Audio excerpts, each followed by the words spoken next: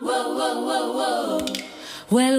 c'est Périscope, la passerelle culturelle, le convoi naturel qui se révèle.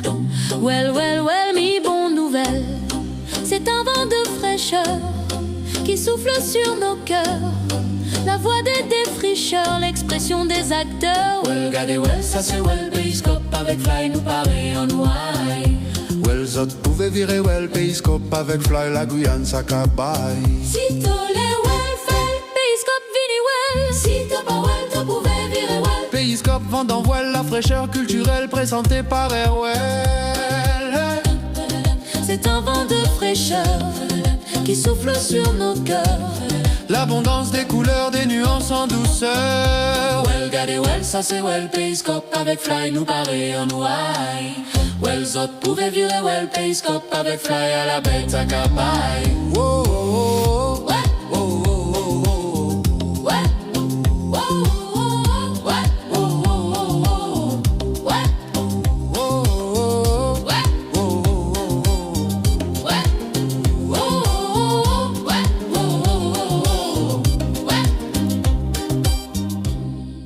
Bienvenue dans Périscope, nous sommes de retour, c'est mercredi et on en prend plein la vue avec la culture, l'effervescence culturelle et puis des bonnes nouvelles qui vont tomber comme ça, comme quand il pleut à Gravelotte. La bonne nouvelle pour moi, c'est qu'en général on dit qu'une hirondelle ne fait pas le printemps. Oui, mais quand les ibis rouges reviennent, ça attire les photographes. Et dans le rôle des ibis rouges, bien, j'ai le plaisir d'accueillir ce soir Alt Black et Claire. Merci. Bienvenue au pays. Bon retour chez vous. Merci Ça va beaucoup, bien merci. Oui, on est très contents. Je vous vois la mine réjouie. Exact. Et c'est bien quand on a des artistes qui trouvent des opportunités pour revenir au bercail et partager avec le public guyanais leurs connaissances, des pratiques nouvelles. Nous parlerons de tout ça ce soir. Halt! Qui va là? Quoi de neuf depuis la dernière fois? Eh ben, la continuité des projets. Ça veut dire que on a, pour rappeler aux personnes, si jamais il y a des personnes qui auraient oublié la raison pour laquelle on était là à la fin de l'année 2025, on était venu Claire, moi-même, ainsi qu'une plus grande équipe avec les musiciens pour une tournée guyanaise entre octobre et novembre 2025. Donc, du coup, par la suite, on est surtout tombé malade. J'ai envie de dire, à la fin de l'année 2025 jusqu'au début 2026, mais on a su justement bien récupérer et travailler sur tout ce qui est à venir en 2026. Les raisons pour lesquelles aussi nous sommes là sur ce plateau ce soir, de la transmission. Beaucoup de transmissions auprès de la Guyane, mais pas que. On est résident à Bordeaux, on fait beaucoup d'actions aussi dans l'Hexagone à ce niveau-là. Là, justement, pour revenir sur la Guyane, je peux laisser Claire un peu parler. Dans ce premier temps, je vais te demander de diminuer légèrement le volume de ton casque qui parasite la compréhension. Voilà, c'est parfait. Ok, est-ce que c'est cool? Voilà, c'est cool là. Voilà. Et on y voit beaucoup plus clair, n'est-ce pas? On y voit plus clair. On entend mieux. Exact. Voilà. Donc Claire, de retour en Guyane après un premier contact, c'était un deuxième contact à vrai dire, artistique, puisque vous aviez eu l'opportunité de venir sur scène pour un spectacle qui s'était donné à l'Ancre, un spectacle où on découvrait vraiment qui était Alt Black, Oui, où certains Guyanais découvraient que c'était également un enfant du pays. exact. Tout ça s'était passé parce que, bien évidemment, une opportunité s'était présentée, une opportunité que l'on ne refuse pas. Et j'aimerais bien savoir ce que vous en pensez avec le recul. Écoutez ça. Oh non! C'est ça. Il a failli! Ah là là. Eh ben, ah vas-y maintenant, explique-leur que tu étais à 2 secondes 53 dixièmes. J'ai buzzé. Et voilà la preuve, parce que je l'ai fait avec mon pied. Et j'étais trop tard et je suis dégoûté. Vraiment, rester avec la tête très très très haute parce que c'est super rare et d'avoir une performance qui nous plaît autant que la vôtre. Il passe à côté d'une perle rare. Tant pis. C'est un showman, tu vois. Pour moi, le gars, c'est un artiste complet déjà. Tu vois, il a son groupe, il est super, il est solaire. T'as envie d'aller à son concert, aller t'éclater, danser. C'est un after en fait. C'est à la fin du show. ce sont quelques regrets et puis des fauteuils qui se sont pas retournés. C'était la participation de Al Black dans l'émission The Voice. Est-ce que ça vous arrive d'y repenser à cette exposition extraordinaire et en même temps cette déception sur le moment, même si Al Black à l'époque dit « je peux comprendre ». Je m'excuse. Et en même temps, peut-être je suis arrivé un petit peu tard parce que je me suis dit, est-ce que c'est vraiment adapté à ce qu'on doit faire après ? Donc j'ai hésité, mais ensuite je me suis dit, oh non, mais c'est tellement bon, ça donne un tellement bon feeling, j'y vais juste pour y aller. Mais j'étais juste un peu trop tard. Je peux comprendre. Donc, Plutôt stylé en fait. Si je me jette un peu des fleurs Oui. pour rigoler, mais Oui. bah, j'ai envie de dire c'est plus mes interlocuteurs qui me rappellent. Je baisse encore un peu. Oui. C'est plus mes interlocuteurs qui me rappellent ce moment à The Voice. Comme je le dis tout le temps, j'ai énormément apprécié cette expérience parce que c'est quand même une expérience auprès de la grosse machine de TF1. On est accompagné pendant des mois. Il y a toute une préparation technico-technique, mentale, vocale, enfin bref, vachement constructif au final tout ça. Et puis jusqu'au fameux jour J où les choses se passent comme elles se passent. Bon, bien évidemment, bien sûr qu'on aurait voulu aller un peu plus loin, même si à la base, je le rappelle quand même, non pas par orgueil déplacé, mais plus pour dire que c'est pas... Moi, à la base, The Voice, je ne suis pas client. On m'a proposé. C'est l'équipe même de The Voice qui m'a proposé d'y participer. Et du coup, en discutant avec Claire, qui était déjà ma compagne à l'époque, m'a suggéré d'y participer parce que c'était en termes d'opportunité quelque chose d'intéressant. Et le choix d'interpréter Silo, c'était à dessein, il y avait pourtant déjà des compositions de Al Black. Pourquoi avoir fait ce choix d'interpréter une chanson de Silo ? Alors déjà, à partir de de la saison à laquelle j'ai participé, les équipes ne voulaient plus de chansons originales. Ils voulaient absolument des reprises. D'accord. Moi, à la base, j'étais parti pour faire un de mes morceaux, notamment Ça pas vrai, qui est un de mes titres préférés sur scène, et c'est celui-là que je voulais faire. Et puis les équipes de production m'ont dit non, malheureusement. Ça pas vrai. Exactement. Mes équipes de production m'ont dit non, on veut des reprises, vraiment. Du coup, j'ai beaucoup cherché. J'avais testé mais tellement de choses qui n'avaient rien à voir avec Silo. J'ai testé de la chanson purement française, je sais pas, j'avais choisi plein de trucs. Même la poupée qui dit non, quoi. Ça faisait même partie de ma liste de potentiels morceaux à reprendre, mais de manière complètement revisitée, repensée. Et de fil en aiguille, j'ai voulu plus aller vers la guyanité, j'ai envie de dire. L'afrodescendance, la guyanité, mettre en avant plus ça. Et de fil en aiguille, je me suis rappelé de ce morceau. Alors Claire, l'ascenseur émotionnel ayant bien fonctionné, finalement, quand on pèse le pour et le contre, c'était une belle exposition, c'était aussi une belle vitrine pour l'artiste Al Black. Ah oui, tout à fait. Parce que c'est vraiment le passage à The Voice qui a permis à la Guyane de voir Al Black, et donc il l'a amené au Lion d'Or. Parce que sans ça, il n'y aurait pas eu cette exposition, il n'aurait pas été élu révélation musicale de l'année 2024. Donc ça a permis ça, et après les Lions d'Or, ça nous a amené à Yasmina Meloni, donc le PCC, les Trois Fleuves. On a pu faire cette résidence où on a mis on a conçu son spectacle, on a introduit la marionnette, il y a tout un travail qui s'est fait scénique pour le live. Et après ça, on s'est dit, l'année d'après, on va faire une tournée en Guyane. Moi, j'en avais vraiment aussi envie d'essayer de développer en Guyane, parce que moi, je suis arrivée en Guyane par là. C'est-à-dire avec les Lions d'Or, c'était la première fois que je venais en Guyane. Et puis, l'amour du pays, l'amour de voir aussi le contact avec les gens, parce qu'il y a eu vraiment quelque chose qui s'est passé. Et il y a une écoute profonde du projet d'Al Black, et tout était beaucoup plus facile. Alors, il faut préciser que vous travaillez en famille, parce que vous êtes dans la vie un couple, Oui, avec un enfant, exact. l'occasion de voir. Donc, quand vous êtes revenu au pays, vous êtes revenu dans un cocon familial également. Et il faut préciser, Al Black, que vous avez de qui tenir, parce que dans votre famille, déjà, c'est une famille de musiciens. Oui. Est-ce qu'on peut passer en revue ceux qui font de la musique chez vous ? Oui, alors, comme je le dis souvent, si on remonte à ma famille du côté de ma mère, c'est la famille Rogier de Saint-Laurent-du-Maroni. Donc mon grand-père, Maurice Rogier, avait un surnom dont j'ai oublié le nom là à l'instant T. Lui faisait déjà de la musique. Et après, il a 2 filles parmi ses filles qui en ont fait leur métier. Donc ma mère qui aujourd'hui transmet beaucoup le chant, enfin l'expression par la voix. C'est elle-même qui le nomme ainsi, Oui. qui nomme l'activité ainsi plutôt que chanter. Elle parle de s'exprimer par la voix. Et ma tante À part toi, personne n'appelle ma mère. Alors, elle s'appelle comment? Muriel Rogier, pardon. Merci. C'est tellement. C'est vrai que nous, nos parents sont nos parents, Voilà, mais c'est ça. c'est limite, c'est plus des personnes à part entière. C'est juste nos parents. Muriel Rogier, donc.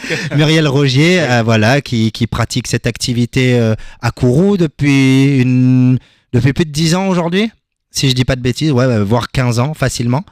Et ma tante Sylvaine Rogier, qui elle, pour le coup, a plus été sur l'aspect de l'exposition de ses projets artistiques à plus grande échelle, notamment au début des années fin 80, début 90. Et qui a une affection particulière pour tout ce qui est reggae, roots.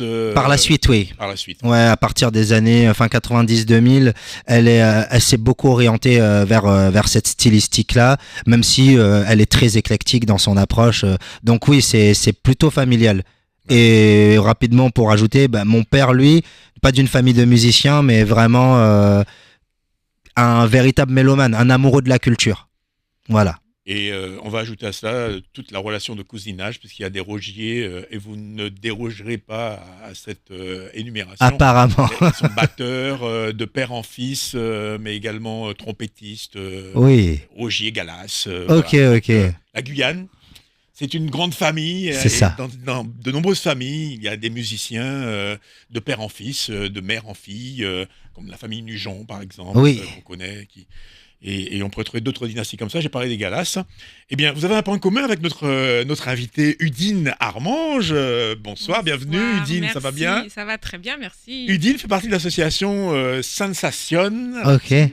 Et donc, Ça. Sensation, eh bien, le point commun avec vous, c'est qu'elle a une passion pour la danse. La danse, oui. De mère en fille, c'est pareil là aussi. C'est ça, une transmission. Ma mère adore la danse. Elle m'a appris les danses latines, tout ce qui est salsa, bachata.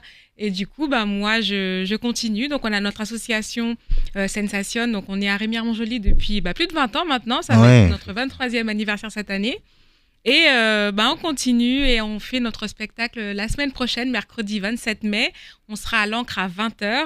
Et ce spectacle-là, je tenais à vraiment parler puisque je mets à l'honneur les légendes guyanaises. Donc, j'ai décidé de donner vie à nos personnages de nos contes et légendes à travers les danses latines. Donc, on va pouvoir apprécier Maman Dilo. Je vois qu'on est déjà dans le thème avec Papa Dilo en face de nous. Et du coup, donc voilà, c'était un défi que j'ai voulu relever avec cette originalité, faire de la salsa, de la bachata, de la kizomba, du tango, avec Maître Bois, les Maskilili, les Baclou, et tout ça. Vous connaissez tout ça, bien sûr. Bien sûr, et Oui. non seulement ça, c'est-à-dire que vous verrez qu'il y a quelques connexions possibles dans votre approche à la fois stylistique, mais puisque Udine est également chorégraphe, elle est danseuse, mais c'est elle qui est la référente sur le spectacle où le conte va à la rencontre du chant, de la danse. Et donc, c'est vraiment quelque chose qui a été concocté avec une trentaine de danseurs sur scène. Voilà, Nous allons évoquer tout cet aspect-là. Mais j'aimerais revenir sur l'invitation que vous avez reçue du Bénin, puisque en février, une délégation de l'association est partie pour participer à un festival au Bénin. C'est ça. Donc, en février, ma mère, Mary, et Johan, et donc quelques personnes de l'association sont partis faire des cours de salsa et de tango. Donc, c'était le West African Kizomba Festival. Et c'était donc à Cotonou. Ils ont fait quelques prestations. Ils ont visité aussi le pays. Ils en ont profité. Ils ont dignement représenté la Guyane. Ils ont pu montrer notre danse Biguine Mazurka. C'était un peu la période d'ailleurs. Et donc, on a eu des Touloulous qui sont allés montrer notre belle danse, inviter un petit peu les gens, les faire partager notre culture. Et c'était vraiment un très, très beau moment. C'est une belle réponse à une question qui sont nombreux à se poser. Pourquoi, en Guyane, une association fait plutôt la promotion des musiques latines? Donc, c'est une idée reçue, parce qu'au sein de Sensation, toutes les formes d'expression rythmique sont passées en revue. Vous faites de la Exactement. kizomba, vous faites de la biguine, de la mazurka, vous faites de la On fait salsa, de tout. vous faites un peu de tout. C'est Tango, ça. on a parlé de tango tout à l'heure. Oui, c'est ça. Et puis il faut savoir que toutes ces danses-là ont une base en Afrique. Donc ce sont des danses, on peut dire aussi que c'est afro-caribéen ou amazonien, parce que au final, tout ce qui est percussion, Angola, effectivement, c'est semba et kizomba. On le danse aujourd'hui, ça ressemble beaucoup au zouk. Et au final, tout est lié. Donc, de toute façon, Sensation, à la base, on a toujours aimé les danses latines. On a souhaité les valoriser. Et justement, avec moi, mon identité culturelle guyanaise, j'ai voulu allier les deux. On n'est pas en opposition et on peut très bien être complémentaires. Et c'est ce que j'ai voulu mettre à l'honneur, en tout cas, la semaine prochaine. Voilà. On y revient dans un instant. Ce n'est pas Alt Black qui dira le contraire. Seul, on avance bien. À plusieurs, on va plus loin. Eh ben, allons plus loin. Replongeons-nous dans cette ambiance. Vraiment, personnellement, c'est la première fois que je découvrais le spectacle tel qu'il était conçu pour la Guyane. C'est-à-dire que en règle générale, quand on ne connaît pas un artiste, on ne connaît pas son univers, on a vu juste un extrait, on ne sait pas trop à quoi s'attendre. Mais quand on arrive et qu'on voit qu'il y a un spectacle construit, qu'il y a de la suite dans les idées, des idées pour la suite, alors là, vraiment, c'était un ravissement. Donc, je vous propose de replonger un peu dans cette ambiance avec quelques extraits que j'ai compilés de ce passage à l'encre pour la première sur scène en Guyane de Alt Black. Écoutez. Tout seul on va plus vite, à plusieurs on va plus loin. Les profiteurs je les évite, j'ai que des moteurs parmi les miens. Je m'ennuie que de bonnes ondes, je respire à tout poumon. J'éloigne toute forte position de mon bon. Tu la vois, tu penses qu'elle est sale mais elle est forte. Elle est assise, elle attend.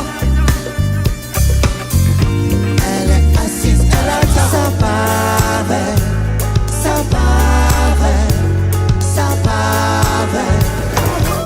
And I know, I know, I know, I know, I know, I know. Mais mes bails, quand y'a rien qui va, je ride toute la night, fais la dans le noir, j'm'adapte.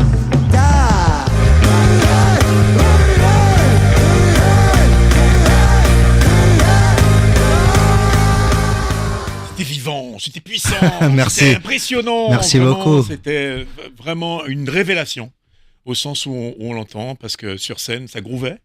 Et puis on découvrait un artiste qui a un vrai univers, quoi. Et Merci, donc, merci. J'ai bien compris après, en allant fouiner, en cherchant un peu, que tout ça, c'était pas juste le fruit d'un passage sur un plateau de télévision, parce qu'on est riche que de ce que l'on est et qu'on a déjà travaillé. Donc en background, il y avait déjà beaucoup de featuring, beaucoup de collaborations avec la scène underground. De l'Hexagone et notamment de Bordeaux, des gens qui font toujours partie de mon entourage, des personnes avec qui je travaille toujours d'ailleurs.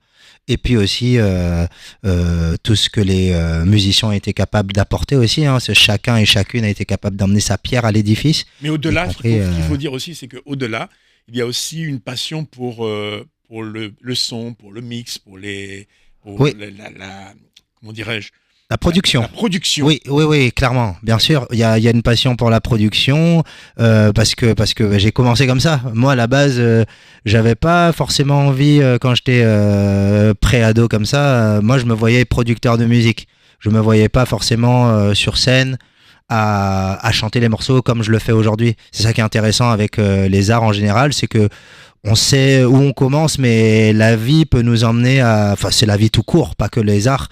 La vie peut nous faire pas mal de surprises, des bonnes surprises aussi, et nous faire découvrir des axes dans le même domaine, mais des axes d'approche légèrement différents, et notamment la voix, à un moment donné, a été vraiment un objectif, un objet de focalisation très puissant que j'ai gardé jusqu'à présent, mais qui s'est additionné à cet aspect de production avec lequel j'ai démarré à 12-13 ans.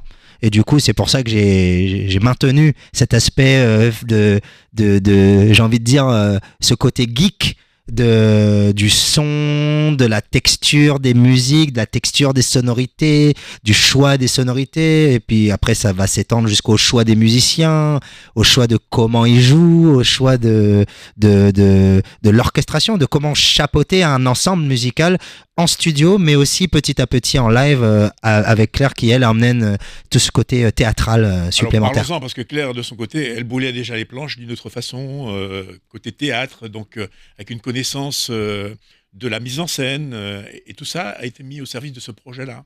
Oui, tout à fait. Oui. Qu'est-ce qui, quand on rencontre un épiphénomène comme Al Black, comment on arrive à le convaincre qu'il faut mettre un peu de rigueur dans tout ça, parce que j'imagine que c'est pas facile à canaliser quand il y a une énergie comme ça qui est débordante, pour aller vers un objectif bien ciblé, bien canalisé, parce que c'est ce qu'on a remarqué, c'est que rien n'avait été laissé au hasard, quoi, en fait. Oui, c'est un grand travail de concentration, et c'est un parcours scénique que je lui ai proposé. Alors, c'était pas évident au début, parce qu'il avait l'habitude justement plutôt de s'exprimer seul, d'être à l'aise avec son expression. Et moi, ça a commencé vraiment par des petits commentaires où je suis venue en fait insuffler des petites choses, juste dans l'expression, disant c'est une histoire de posture aussi, de direction, d'intention. Réussir à capter, parce que je voyais que dans l'expression, par moment, c'est ce que beaucoup d'artistes font, ils passent à côté de ce qu'ils disent. On passe à côté du temps présent parce qu'on répète tout le temps la même chose. Donc, pour éviter ce sentiment de répétition et l'ennui, l'artiste, il doit se reconvoquer, il doit retrouver l'essence de ce qu'il raconte. Et donc moi, très vite, je lui ai dit, mais regarde vraiment ce que tu parles, ce que tu dis dans tes morceaux, la puissance de ce qui est raconté, c'est toute une histoire, et j'avais envie, moi, de l'accompagner. Voilà, qu'il l'habite vraiment et qu'il en trouve une cohérence. Parce que même si ces morceaux sont très éclectiques et qu'on a plein de styles de musique et qu'il arrive à réunir tous ces styles musicaux, malgré ça, il y a une vraie cohérence à l'intérieur, il y a quand même un parcours, il y a une histoire. Et à force d'écouter ces morceaux, en fait, c'est l'histoire de l'artiste qui est racontée.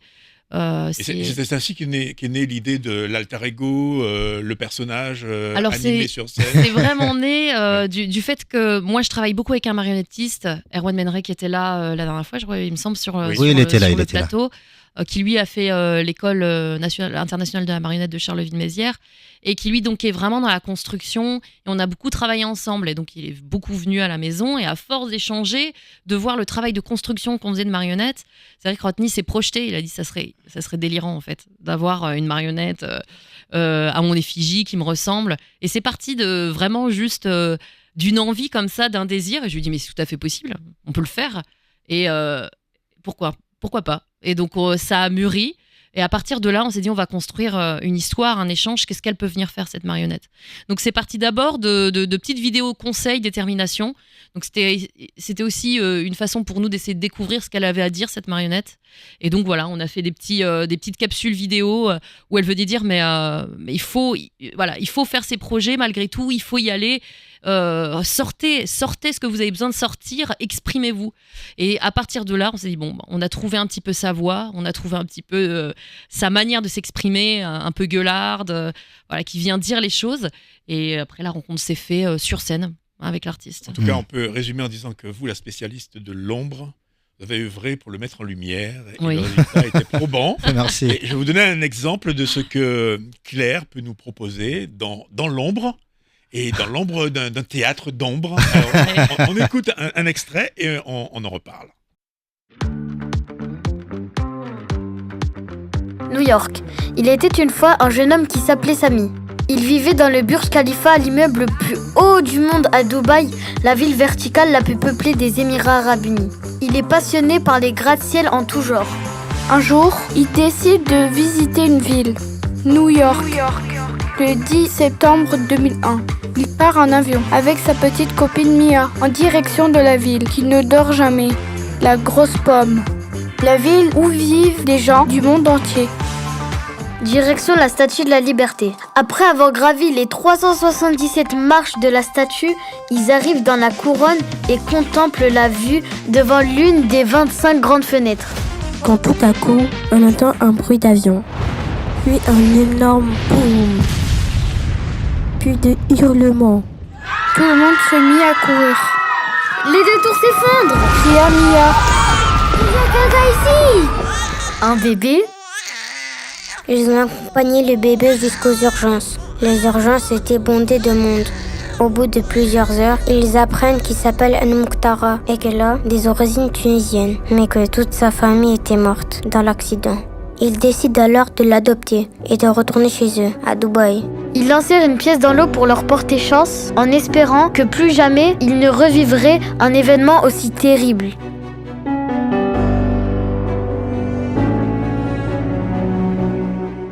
Extrait du théâtre d'ombre proposé par Claire. Et pour ceux qui nous écoutent en radio, je vous laisse à l'occasion, lors de l'une des rediffusions, vous irez voir la manipulation de tous ces petits personnages qui œuvrent dans l'ombre pour illustrer ce propos, un petit théâtre d'ombre.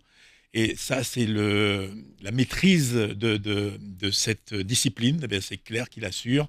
Et c'est pour ça que je parlais tout à l'heure de sa maîtrise de l'ombre par rapport à la lumière, parce que justement, même dans un théâtre d'ombre, c'est la lumière qui donne la puissance. Et là, c'est le résultat d'un travail réalisé avec des jeunes. Oui, oui, oui.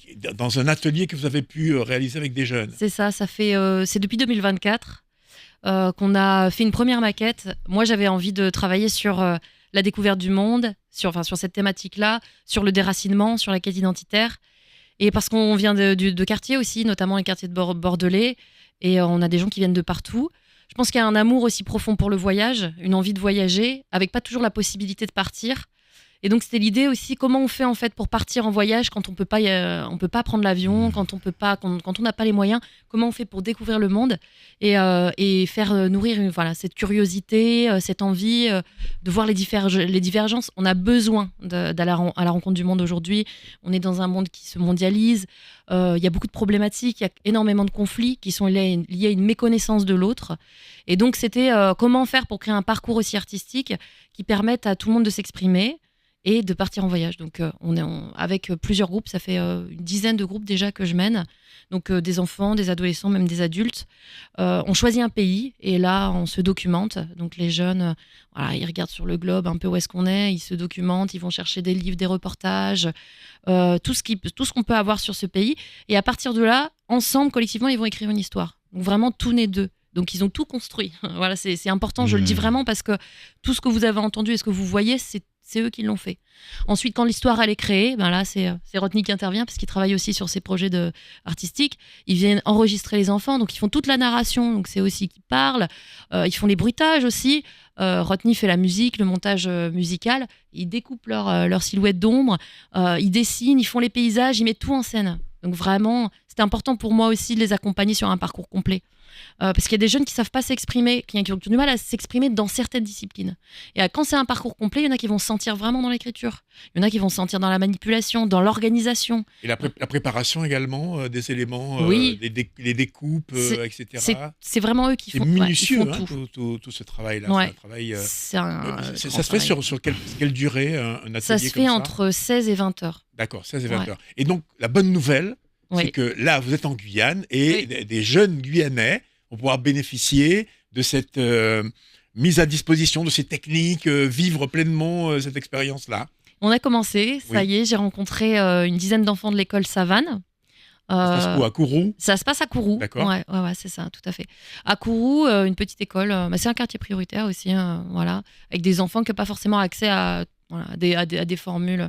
C'est aussi pour ça qu'on est venu. On voulait le faire dans des endroits où il y a des enfants qui n'ont pas forcément d'éducation artistique ou qui ont des difficultés à se mouvoir. Et donc là, on a commencé avec 10 jeunes de CE2, CM1, CM2. Donc voilà, 9... La thématique que vous avez choisie pour la Guyane? C'est toujours la découverte du monde. D'accord. Alors, la découverte du monde, c'est souvent ces tranches d'âge-là. Et après, quand on va un peu plus loin, alors des groupes, quand on va vers les adolescents, on peut commencer déjà à parler. Les enfants, ils sont en train de se construire, donc on ne peut pas déjà parler de déracinement ou de rapport identitaire. Bien sûr, la quête identitaire, elle vient bien après, quand on devient un peu plus adulte, on se questionne sur son parcours, ses parents... tout ça. Donc voilà, donc cette thématique, c'est vraiment la découverte du monde. Donc là, on a choisi aujourd'hui, on est parti à la médiathèque tous ensemble. On a fait le tour du globe. Ils ont choisi de travailler sur l'Australie et la Chine. Donc voilà, on est en plein dans la documentation, en pleine recherche. Et après, à partir de quels matériaux vous mettez en place ce théâtre d'ombre? Alors nous, on a un castelet qui a un grand écran en bois qui est construit en amont. Et c'est eux qui font tout en papier. C'est du papier noir avec des tiges en bois. Donc, et les découpes se font comment? Avec des ciseaux? On fait tout au ciseau Oui. et après c'est au cutter pour venir vraiment faire le travail de précision. Alors en fonction des âges, moi j'accompagne vraiment sur le travail de précision. Mais sinon, ils se débrouillent très très bien. Voilà. Et la bande son, la prise de vue, etc. Donc vous avez bien remarqué qu'on n'a pas dit Al Black. Donc on va dire, c'est réalisé par Rodney. Oui. Exact. Quand il est dans ce rôle-là, c'est Rodney. Exact. Oui, c'est vrai. C'est important de préciser les choses parce que Oui, parfois oui. les gens pensent que Oui, il y a une dissociation. il y a une dissociation. Oui. Celui qui est sur scène, c'est Al Black. Oui. Mais celui Oui. qui prête main forte sur un projet comme celui-là et qui a une Oui. spécificité parce que c'est aussi son métier, eh bien c'est Rodney qui intervient. Oui, c'est là. Rodney. Exactement. Je tiens juste à dire, il y a eu un petit abus de langage de la part de Claire. Je ne compose pas la musique. Hein. Je fais le montage. Je fais le montage parce que c'est un travail monumental. Déjà, j'ai pas toujours les compétences de faire les musiques qu'on entend. Des illustrations sonores en fait. Voilà, je fais les Souvent aussi, on s'inspire des musiques traditionnelles, donc il faut aller chercher ces Oui, compositions-là. Rodney, il peut pas, si Oui. on part en Australie, il peut pas faire. pas faire des chants aborigènes, des machins. Didgeridoo, À un moment inventer donné. du didgeridoo. Chacun son truc. Il faut chacun reste à sa place aussi. Mais au moins le montage et le mix, voilà, l'habillage. Eh bien, écoutez, nous allons revenir sur d'autres aspects que vous allez aborder lors de votre séjour en Guyane, puisque vous êtes revenu pour être en immersion avec les plus petits, transmettre et peut-être faire susciter des vocations, mettre des étoiles dans les yeux des enfants, parce que parfois, à partir des travaux manuels, eh bien, c'est une façon intelligente d'aborder l'art, parce que on rend l'art accessible. On se rend compte qu'il suffit de peu de choses pour l'éducation artistique. C'est également le cas pour vous dans votre association où pour danser, en fait, on a besoin de son corps. C'est ça. Donc, en fait, quand nous, on a plaisir à accueillir justement des enfants, des ados, des adultes, on a vraiment un accueil intergénérationnel pour que tout le monde puisse se retrouver et pouvoir restituer ce qu'il a appris au cours de l'année. On fait aussi des événements, des brunchs, on se retrouve entre nous pour échanger. Et comme ça, on a vraiment cette impression d'être dans une grande famille de danse latine où tout le monde se connaît, se côtoie. Il y en a qui ne font pas de tango, il y en a qui ne font pas de salsa, mais on arrive quand même à se retrouver et à bien s'entendre. Et justement, moi, derrière ce spectacle... on va rappeler que ça s'appelle Légende guyanaise. Légende guyanaise. Le 27 mai, donc mercredi prochain à l'Ancre. Derrière ce spectacle, je suis en train de construire justement l'univers Mouniana. Donc Mouniana, c'est légende de Guyane, des Guyanais. Et donc cet univers que je construis, j'ai repris chaque personnage des contes et légendes qu'on connaît depuis toujours, et j'ai voulu un petit peu les moderniser et retravailler un trait de leur personnalité, de leur caractère. Baklou, par exemple. Quel est son trait de caractère? Alors, le Baklou, donc, dans la culture traditionnelle guyanaise, c'est un peu un génie maléfique qui va exaucer nos vœux, mais au prix de très grands tourments. Donc, faut pas oublier de le nourrir, sinon ça peut très mal se passer. On parle de membres de famille qui risquent de disparaître ou de pauvreté et tout ça. Et en fait, moi, par exemple, le Baklou, j'ai tenu à vraiment le mettre dans la lumière. Donc, c'est un génie qui attend la gratitude, il se nourrit de la gratitude, donc c'est une émotion qui est très forte, un ressenti qui va le nourrir, et si son maître n'est pas dans la gratitude, alors effectivement, il peut devenir un génie maléfique. Mais dans l'approche, le Baklou, à la base, c'est un terme d'une ethnie africaine, j'ai oublié le nom, mais en tout cas, Baklou, ça voulait dire les aînés, donc les personnes qui nous guident, qui sont bienveillants et qui ont nos ancêtres en fait. Et ça a été un petit peu détourné pour... un peu nous couper de notre spiritualité et partir sur autre chose. Et donc, moi, j'ai voulu un petit peu ramener dans cet univers Mouniana, la base de notre culture, puisqu'elle vient quand même d'Afrique. Après, c'est reconstruite ici. Donc, on a un peu d'ici et là pris ce qui nous permettait de rester quand même avec un minimum de fierté. Donc, notre identité culturelle guyanaise aujourd'hui, j'ai voulu vraiment la mettre à l'honneur avec cet univers Mouniana que j'ai écrit. Et ce spectacle, c'est la porte d'entrée vers le début de ce que je peux proposer en visuel. Et donc, l'association Sensation, elle m'aide pour ça justement, puisque au travers des danses latines, on va pouvoir commencer à voir, nous les jeunes, puisque ce sont souvent des contes. Donc, on imagine des choses, on a un peu des images, des idées, mais on n'a pas vraiment encore tout le monde s'est pas mis d'accord pour dessiner un Baclou pour savoir à quoi il ressemble. Ou Maman Dilo, c'est pareil, on a plusieurs descriptions différentes. Quand on parle d'un spectacle immersif, ça veut dire que vous avez fait également un travail sur la représentation, qu'il y aura de l'image, du son, de la danse, de la narration. C'est ça, donc on a un conteur qui va venir raconter l'histoire que j'ai écrite, et on a plusieurs tableaux de danse qui vont venir illustrer ce conte. Donc on a fait effectivement un effort au niveau de la mise en scène, des costumes, de la décoration. Et du coup, on a cette première approche de l'univers Mouniana, justement, que j'ai utilisé pour ce spectacle. Parce que moi, je suis chorégraphe, mais je suis aussi conteuse. Donc voilà, j'ai des enfants qui sont petits, qui ont 4 ans et 7 ans, et que j'aime justement abreuver de nos histoires pour qu'ils puissent aussi connaître notre patrimoine, en fait. Tous nos personnages fascinants qui nous empêchaient de dormir quand on était petits, d'ailleurs. Oui, alors, il y en a qui nous empêchaient de dormir, mais il y en a d'autres qui nous fascinent pour d'autres raisons. On peut parler de Maman Dilo, par exemple. Mami Wata, par exemple. Mami Wata, parce que quand on va en Afrique, dans certaines régions d'Afrique, on entend parler de Mami Wata. Oui, on entend parler de Mami Wata, on entend parler aussi de Yemanja, donc la déesse des océans. Et puis, après, nous, en Guyane, on a eu notre Maman Dilo, parce que il y a une base commune à tout ça. Et donc, du coup, quand on écoute des contes un peu à droite, à gauche, même si c'est propre au milieu dans lequel le conte est créé, on a quand même cette petite connexion. C'est comme Anansi l'araignée, je l'ai trouvé dans les contes créoles, mais pourtant ça vient d'Afrique et c'est aussi très connu au niveau des Bushinangé. Et donc du coup, en fait, quand on commence à chercher, on a énormément de choses qui se recoupent. Et moi, j'ai vraiment eu envie. Par exemple, quand je vous parle de Féfé le Caïman, moi, je me demandais, mais pourquoi on l'appelait Féfé? Alors, on me disait, oui, mais à l'époque, on l'appelait Monsieur Frédéric de la Fonde, il fallait s'habiller en costume. Et je me suis dit, mais c'est quoi le lien entre un caïman et monsieur? Mais ça sort d'où, en fait? Oui. Et jusqu'à maintenant, je n'ai pas forcément la réponse, je sais pas si c'est-à-dire qu'à l'époque, puisque c'était interdit, on sait. Par définition, on l'appelait donc Frédéric de la Fonde. Et pour le consommer, pour manger, on invitait les gens qui venaient, attention, en costume pour manger le caïman. Et ils entonnaient une chanson avant de commencer à manger. Ils faisaient « Ephémie, Ephémie, Ephémie, Ephémie, Ephémie, Ephémie ».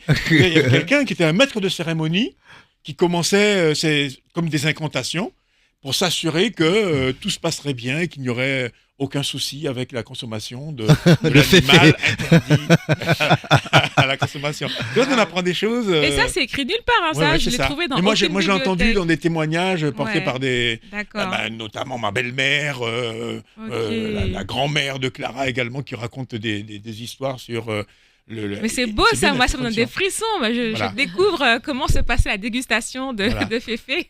J'ai envie, juste une petite. Pourquoi ça m'a fait beaucoup rire? Parce que en 2024, justement, avec le premier vrai concert qu'il y a eu en Guyane pour le projet Al Black, c'est les musiciens qui pour la plupart venaient d'Hexagone, quoi. Ils ont été fascinés par cette chose qu'est le Féfé et en revenant en Hexagone, ils ont composé un morceau, une partie d'entre eux, et ils ont baptisé le morceau Féfé, quoi, en gros clin d'œil à tout ce dont on est en train de parler maintenant. Du coup, ça retraverse même les océans pour retourner en Europe, ce genre d'histoire. Donc, ça a sa force, quoi. Oui, c'est très bien parce que du coup, on a toutes ces. Pour moi, c'est important de pouvoir exporter notre culture et déjà la valoriser en interne pour que derrière, quand on est guyanais mais qu'on ne vit pas ici, on sait de quoi on parle quand on commence à dire Féfé. Ah, mais je sais très bien c'est quoi Féfé parce qu'il y avait une chanson. Voilà, là, tu m'apprends quelque chose, Fly, ça, je vais le garder dans mes comptes et ça va sortir bientôt. Et de la part du public, est-ce que vous avez prévu de l'interactivité? Généralement, il y a ce qu'on appelle le réveillé dans le conte. Oui. Donc, est-ce qu'il y aura cette interactivité lors du spectacle? Ah oui, parce que du coup, le conteur qu'on a, il tient à rester anonyme, mais il sait vraiment mettre de l'ambiance dans la foule. Il sait créer de l'interaction, réveiller le public et qu'il reste vraiment dans l'immersion du début à la fin du spectacle. Et justement, donc c'est la 3e fois qu'il va participer à notre spectacle et on le garde, on le chérit. Merci. Ah oui, vraiment, il est exceptionnel. Oui. Alors, autre question. Comment avez-vous réussi à faire la part des choses pour ce qui est de la musique. Quel type de musique accompagne les légendes? Comment vous avez opéré? Nous avons donc un groupe qui va jouer des musiques locales. Donc ça veut dire qu'il y aura un groupe, il y aura du live. Il y aura sur du scène. live, c'est ça. D'accord. Alors, ça reste un spectacle quand même de danse latine, Oui. puisqu'on est une association qui donne des cours de danse. Maintenant, pour amener la danse latine, on a utilisé le conte et on a effectivement le groupe de Mairie qui va venir chanter quelques morceaux. Donc, ce sont des reprises de chansons guyanaises. Parce que vraiment, on a voulu les intégrer pleinement dans le spectacle pour rester cohérent en fait avec notre univers. Et alors, oui, il n'y aura pas de kaseko ou de danse locale guyanaise, mais le conte est guyanais. Et la musique est afro-caribéenne, enfin danse latine. D'accord. Voilà. Et donc le challenge, c'était vraiment d'arriver à convaincre nos danseurs qui ne sont pas forcément des pros, qui sont amateurs passionnés, d'incarner quelque chose et de faire passer des émotions au public. Et les répétitions ont commencé depuis la rentrée? Oui, alors on a commencé en janvier, on a vraiment bien commencé à mettre le paquet pour avoir un bon rendu. Les enfants, c'est pareil, bien leur dire attention, vous allez incarner tel ou tel personnage. Alors, les enfants, ça marche très bien, ils rentrent tout de suite dans le thème. Les adultes, bon, c'est pas pareil. Il y a des petites résistances, des petites réticences qu'il faut casser pour qu'ils se libèrent pleinement. En fait. C'est ce qu'on appelle perdre son âme d'enfant. C'est ça, Un mais peu, ouais. clairement. On commence à trop réfléchir. Je vois. Et C'est ça, pour c'est être dans de bonnes dispositions pour le spectacle, justement, il faut laisser tomber tout ça et se découvrir, pas. Que tout va bien, Papa Dilo. Ta barbe bleue, là, j'adore. Ah oui. C'est vraiment nickel. On a joué au Papadillo l'année dernière, là, c'était incroyable. C'était un très beau moment à Roura. Maman m'a dit sois pas trop influençable. Je comprends plus rien, les valeurs s'inversent comme d'hab. Pourquoi je les vois tous suivre des influenceurs? Mon voisin se prend pour la dernière égérie-d'or. Moi je dors sur mes deux oreilles. Je force pas pour être un phénomène, non. J'ai de l'or dans le cœur, je le fais pas pour l'oseille, yeah. Je crois qu'on n'a pas les mêmes problèmes. J'aime la vie, donc je trinque à la vie. Au NSI, oui, c'est vendredi, ya ya ya. Je suis mes envies, pas vu, pas pris, pas vu, pas pris. Contre vents et marées, le flottis des marées. C'est le nouveau projet qui va déménager. Ouais. Pour les jeunes et âgés, avec sur image. Doré, mi, fa, sol, la, si, doré. L'horizon bétonné fond sous maison. Pousse les corps au sol et les pommiers. Tout ce qu'il faut pour faire un nouveau monde.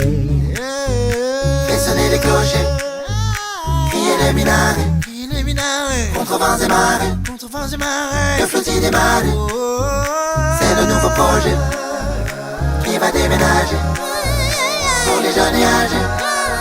Est-ce que vous aviez initialement pensé la transmission comme cette nécessité, cette urgence? Parce que finalement, plus on ira vers, disons, des choses standardisées qui vont arriver par le biais du prêt à consommer en appuyant juste sur un bouton, pour retrouver cette émotion, pour retrouver ces sensations, il faudra passer par ce biais-là. C'est-à-dire la rencontre réelle sur le terrain avec, en tenant compte des conditions d'apprentissage. Comment vous avez monté ce projet? C'était un peu une évidence de mettre en parallèle d'une création de spectacle un projet de transmission. Et moi, ça fait quand même très longtemps que je travaille avec la jeunesse, bien avant de m'être lancée dans des études d'art dramatique. Et donc, voilà, ce public-là, je le côtoie régulièrement à travers les projets. Je suis très à l'aise avec eux, donc ça s'est fait très naturellement, la transmission. Il n'y a pas une après, il n'y a pas c'est pas venu avec de la réflexion. C'est venu vraiment d'abord avec une envie profonde d'échanger avec les jeunes, les enfants, puis les adultes. Et ça s'est fait de fil en aiguille. Et c'est vrai que dans le milieu de la culture, c'est un endroit aussi, c'est facile aussi pour un artiste. C'est plus facile aussi pour un artiste de passer aussi par là. Il y a beaucoup de choses à faire dans la transmission. Tout est possible. Je sais pas c'est toi de ton côté, mais en tout cas, moi, ça me paraît être vraiment une évidence. Je sais que pour Rodney, moi, c'est un peu moi qui l'ai tiré un peu aussi vers la transmission, t'en as fait pas mal, mais en tout cas, moi, ça a toujours été une évidence, une volonté d'apprendre et de donner ce que j'ai compris du monde qui m'entoure. Alors, Rodney ou Al Black, je ne sais pas lequel des deux sera convoqué, mais je sais qu'il y a des ateliers pour apprendre à composer une chanson. Oh oui, alors là c'est Rodney, mais avec Al Black qui sillonne un peu les contours de ce projet, Oui. bien sûr. Pour moi, je rejoins quand même Claire et je pense tout le monde sur le plateau. Rappelez-moi votre... Udine. Udine. Et Udine, et vous aussi. Du coup, pour moi, déjà... Si je fais ce que je fais aujourd'hui, c'est parce que j'ai reçu déjà. On va partir de la base. Tout simplement, on m'a transmis des choses naturellement, de par mon contexte familial. Mais après, faut pas croire, même en dehors de ce contexte familial, comme j'étais déjà dans un milieu, encore une fois, très porté sur la culture, de par mes parents, de par ma famille au sens large aussi, au-delà juste de ce qu'on appelle la famille nucléaire, papa, maman, frère, sœur. Et j'ai pu rencontrer d'autres personnes de l'extérieur qui m'ont transmis bien d'autres choses, pas que dans la musique, la danse, les arts plastiques, d'autres aspects de la musique, les aspects techniques. Et du coup, ça m'a toujours semblé complètement lié à une action artistique. Pour moi, j'ai du mal à concevoir le fait qu'un artiste ne soit que dans son truc, de juste je construis mon univers, je fais mon truc, je vends mes prestations, je vends mon produit. J'ai pas de problème à dire que ce qu'on fait c'est pas du tout péjoratif quand je parle de produit, quand je vais parler d'albums, de musique, peu importe, ou de cinéma. Et à côté de ça, c'est tout, je transmets pas. Il manque quelque chose. Parce que la transmission, c'est aussi à travers ça, il y a beaucoup d'échanges de vécu, beaucoup d'échanges d'énergie, j'ai envie de dire, avec. Ils nous apprennent aussi, c'est ça. C'est pas qu'auprès de la jeunesse, ils nous c'est apprennent pas. énormément. Ouais. On pense qu'il y a que nous qui transmettons, mais en fait, les jeunes, ils nous donnent énormément. Exact, ouais. Parce qu'ils nous font toujours se remettre en question. On réfléchit vraiment sur comment communiquer avec l'autre. Ils sont francs, ils sont directs.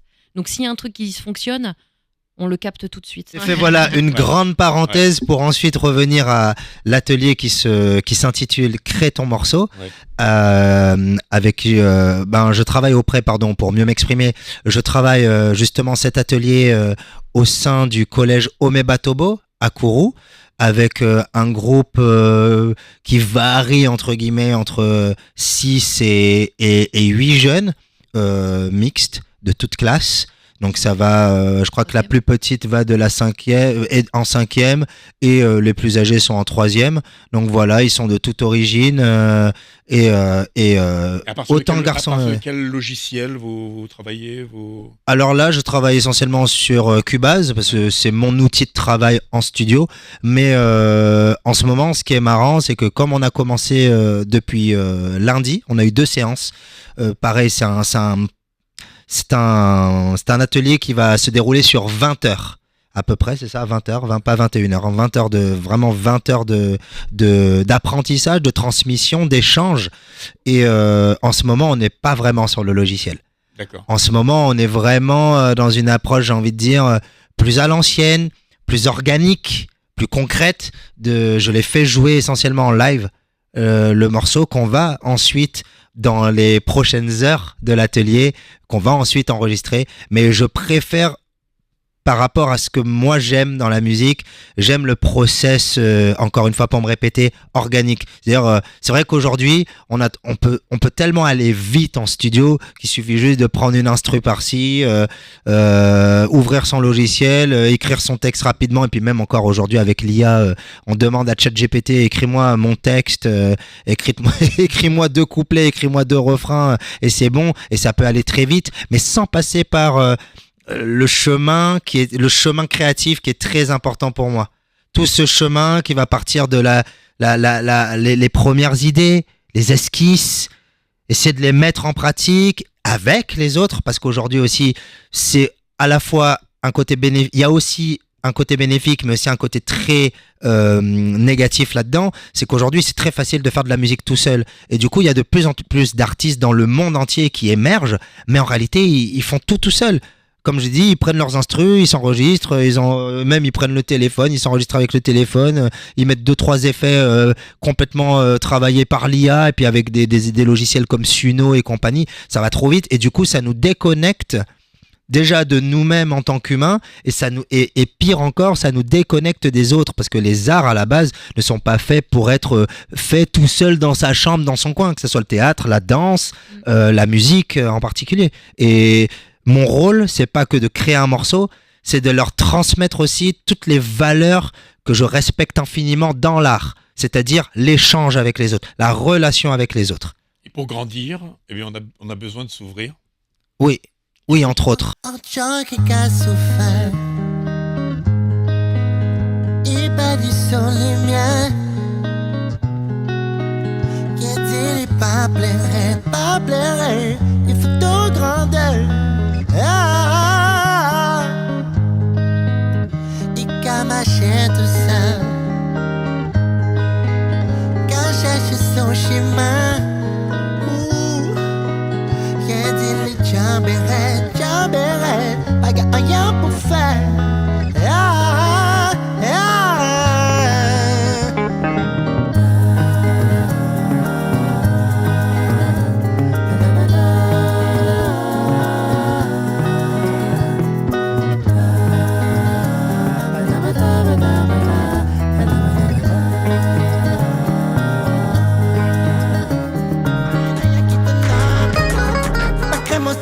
Social, à la case meditation.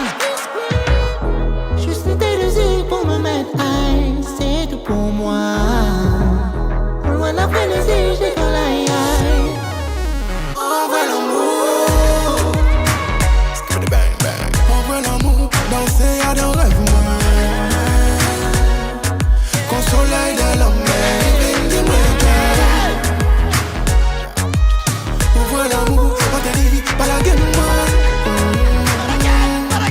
peut-être au loin, au loin,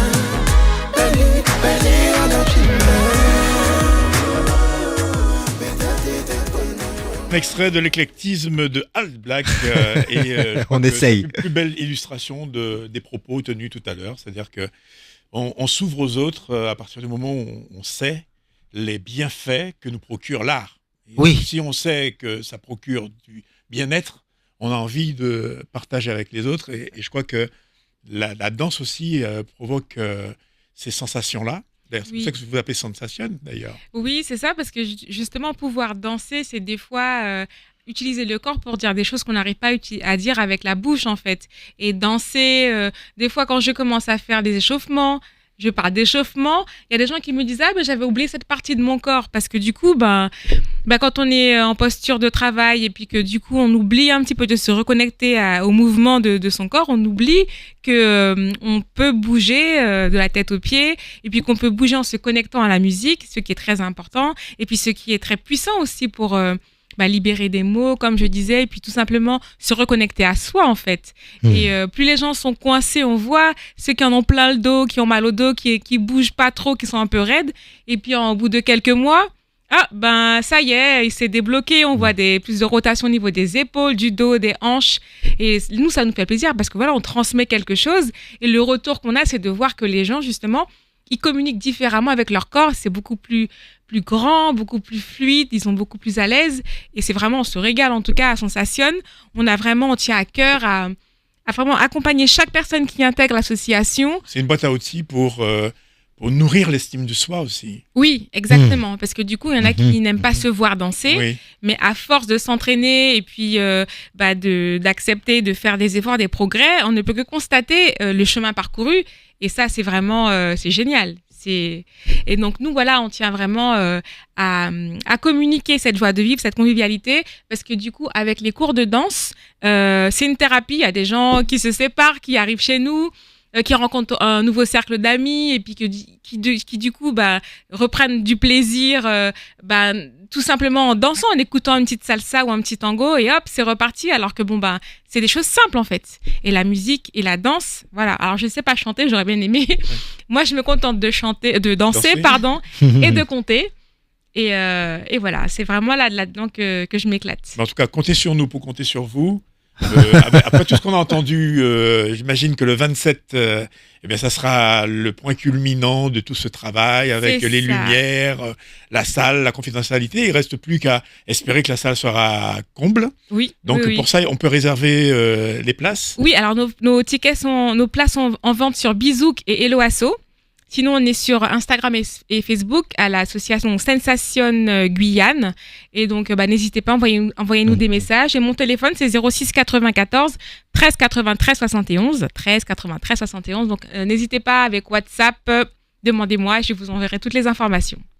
Je voudrais ajouter également cette porte ouverte sur l'altérité que procure le travail le travail que vous faites dans des milieux sociaux, par exemple. On a parlé beaucoup des enfants, là, mais parfois, on est loin d'imaginer la souffrance, les difficultés que rencontrent nos semblables dans des situations diverses et variées. On prend l'exemple de la Guyane, qui est une terre d'accueil, où nous cohabitons avec des étrangers, avec des sans-papiers, avec des gens qui éprouvent des difficultés à vivre le quotidien, des gens qui ne savent pas de quoi sera fait juste leur lendemain, parce que c'est très particulier comme situation. Et vous, Claire, ça vous arrive de travailler également dans ces contextes-là où notamment les femmes ont besoin de se dire, de se rencontrer et d'apprendre des expériences des unes et des autres. Oui, tout à fait. Récemment, c'est tout frais, hein, c'est sorti en avril dernier.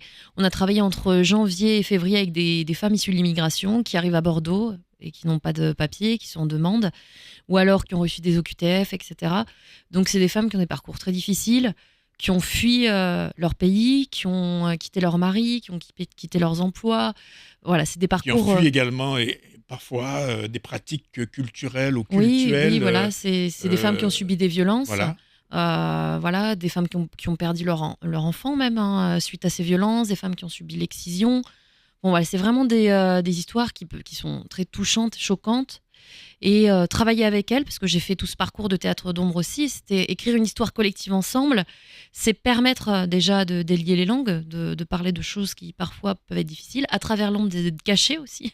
Et finalement, on se cache derrière un castelet pour pouvoir raconter des histoires, mais elles étaient aussi très fières à la fin, parce que on se questionne toujours sur l'anonymat, hein, c'est difficile vraiment de parler de ces choses-là.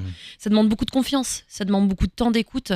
Donc ce temps-là a permis en fait d'écrire ces histoires, que chacune puisse écrire son histoire et d'écrire collectivement cette souffrance que subissent ces femmes-là, et dire en fait qu'on a tous des difficultés, mais on peut trouver des solutions, un chemin.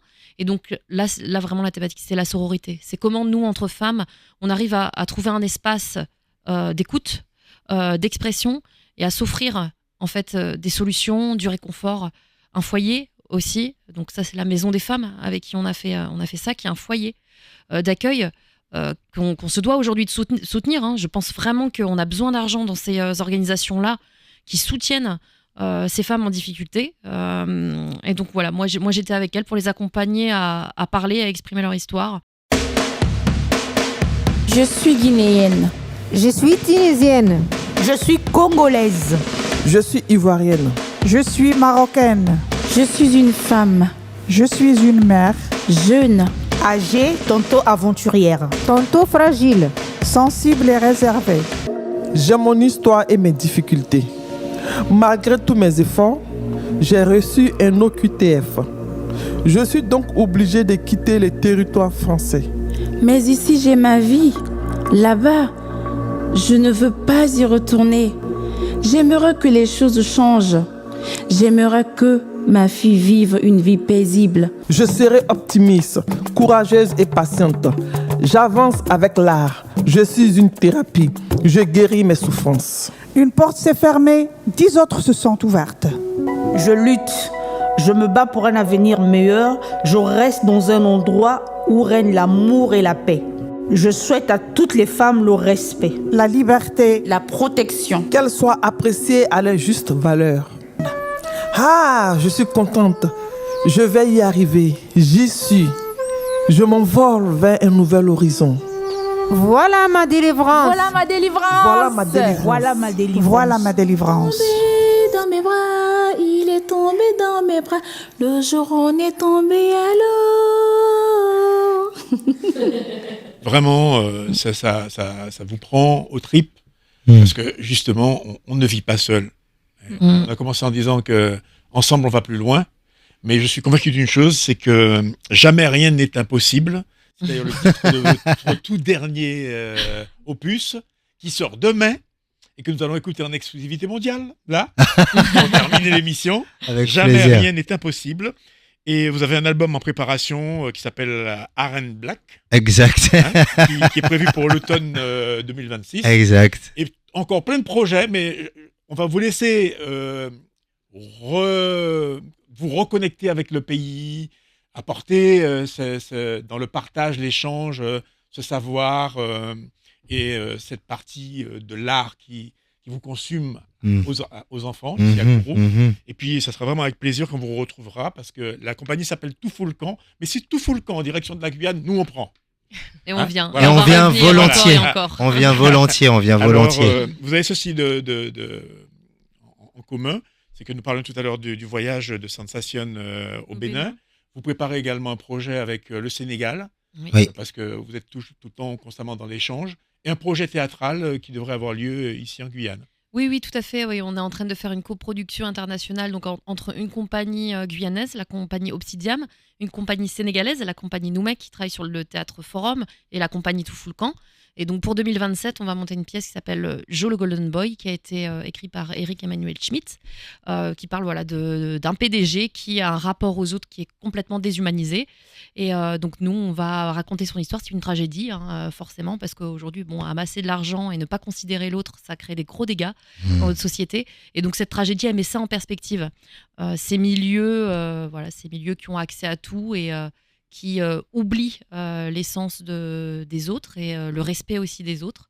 Donc voilà, c'est pour l'instant tout ce que j'ai à dire, mais c'est un désir. Comme on travaille dans pas longtemps au Sénégal, on part en octobre à décembre avec la compagnie Noumek, on fait une coproduction, on échange avec des jeunes qui viennent, qui viennent de France, qui vont faire une création en théâtre d'ombre aussi là-bas. Voilà, on crée tous ces échanges, et comme on travaille avec la Guyane, on a voulu vraiment faire un assemblage de ces 3 territoires et faire une coproduction. Merci, je suis très friande de ça. Je sais vos casques, on va terminer l'émission avec le titre. Udine, on rappelle donc le rendez-vous, c'est le 27 mai à 20h à l'Ancre. Voilà, allez prendre vos tickets. Sur Bisou Kelo Asso. Voilà, ça coûte combien ? C'est 25 €. 25 €. Voilà, découvrez une légende guyanaise sur des rythmes latinos. Mercredi 27 mai 2026, l'école de danse latine Sensation vous invite à un spectacle de danse unique, légende guyanaise à 20h à l'Ancre. Légende guyanaise, un voyage au cœur de l'Amazonie. Un spectacle explosif entre danse latine, tradition et histoire fascinante. Mercredi 27 mai, soyez au rendez-vous d'une nuit hors du temps. Légende guyanaise, le spectacle de l'école de danse latine Sensation à 20h à l'Ancre. Réservez vos places dès maintenant sur Hello Asso ou au Break Club. Merci d'être venu nous en parler, c'est à vous. Rien n'est impossible, donc vous allez chanter dessus. Hey bro, ça va ou quoi? Alors tu vas faire quoi de ta vie? Ok. Tu vas faire quoi de ta vie? Jamais rien n'est impossible. Quand la flèche atteint sa cible, même quand le plus grave arrive, jamais rien n'est impossible. Du 8 et 7 chaque journée jusqu'à 60 piges. Non, non, non, merci, ça va. Une idée dans la tête qui tourne en boucle comme de la musique à la radio. Ouais, ouais, ouais. Par où je peux commencer, j'ai pas d'infos. Occupé à bosser, faut bien des ronds. Nourrir la famille, remplir le frigo. Enfermé dans la routine du boulot. Pourrais-je m'en sortir avec la passion si j'arrêtais de subir mise en action? C'est un gros pari, mais est-ce que c'est trop? Besoin d'un avis, j'en parle à Margot. Jamais rien n'est impossible. Quand la flèche atteint sa cible, même quand le plus grave arrive, jamais rien n'est impossible. Jamais rien n'est impossible. Quand la flèche flèche atteint sa cible, même quand le plus grave arrive, jamais rien n'est impossible. Bientôt 40 bougies, on pense que c'est trop tard. Bref, tes potes n'ont pas compris, pour eux tu te fourvoies. Un employé docile, tu vas pas quitter ton taf, c'est compliqué. Beaucoup d'étapes à franchir, nombreux mènent le combat d'améliorer l'estime de soi. On pourrait se sentir le droit de relever les défis sans crainte, d'échouer au bout du couloir. Pas de regret, c'est le contrat. Y'avait rêvé de l'air d'espoir. C'est un gros pari, mais est-ce que c'est trop? Besoin d'un avis, j'en parle à ma gomme. Jamais rien n'est impossible quand la flèche atteint sa cible, même quand le plus grave arrive. Jamais rien n'est impossible. Jamais rien n'est impossible quand la flèche atteint sa cible, même quand le plus grave arrive. Jamais rien n'est impossible. Merci Radio Pays, merci Fly, merci Udine d'être présente, merci Claire, ma chérie, merci à toute la Guyane de nous accueillir, merci au TAC, merci à Kourou, merci la DCJS, et j'espère n'oublier personne, yes I. Bonne soirée. Jamais rien n'est impossible et la belle démonstration, c'est d'entendre Claire chanter. Exact. Et oui, et j'ai encore cette résurgence-là. Chante Claire, chante Claire. C'est un coq du village qui s'appelait Chante Claire dans une histoire, dans un conte que Udine ne connaît peut-être pas. Chante Claire, c'est le coq du village. En tout cas, ce que je trouve formidable, c'est que vous soyez l'un pour l'autre l'occasion de vous élever avec une stimulation qui se fait dans les deux sens. Avec Al Black, Claire a été très exigeante pour que sur scène, il devienne celui qu'il doit devenir, et vice-versa. Bien aujourd'hui, c'est Al Black qui tire Claire vers l'expression et l'utilisation de sa voix dans un contexte différent que celui du théâtre. Exact. Bravo, bonne continuation. Merci, merci. Bravo également à Sensation et à tous les membres qui composent cette association. Prenez du plaisir, prenez soin de vous, prenez soin des vôtres, prenez soin des autres. Et allez tous vous faire aimer. Rendez-vous la semaine prochaine pour un nouveau numéro de Péiscope. Ciao, bye bye. Ciao, ciao, merci. Well, well, well, c'est Péiscope, la passerelle culturelle, le convoi naturel qui se révèle. Well, well, well, mi bonne nouvelle, c'est un vent de fraîcheur qui souffle sur nos cœurs. La voix des défricheurs, l'expression des acteurs. Well, regardez, well, ça c'est well, Péiscope avec Fly nous paraît en ouaille. Well, zot pouvez virer well, Péiscope avec Fly, la Guyane, ça cabaye. Si t'as les well, fait Péiscope, vini well. Si t'as pas well, t'as pouvez virer well. Péiscope vend en well, la fraîcheur culturelle présentée par Airwell. C'est un vent de fraîcheur qui souffle sur nos cœurs. L'abondance des couleurs, des nuances en douceur. Well, regardez, well, ça c'est well, Péiscope avec Fly nous paraît en ouaille. Well, zot pouvez virer well, Péiscope avec Fly à la bête à cabaye. Oh, oh, oh.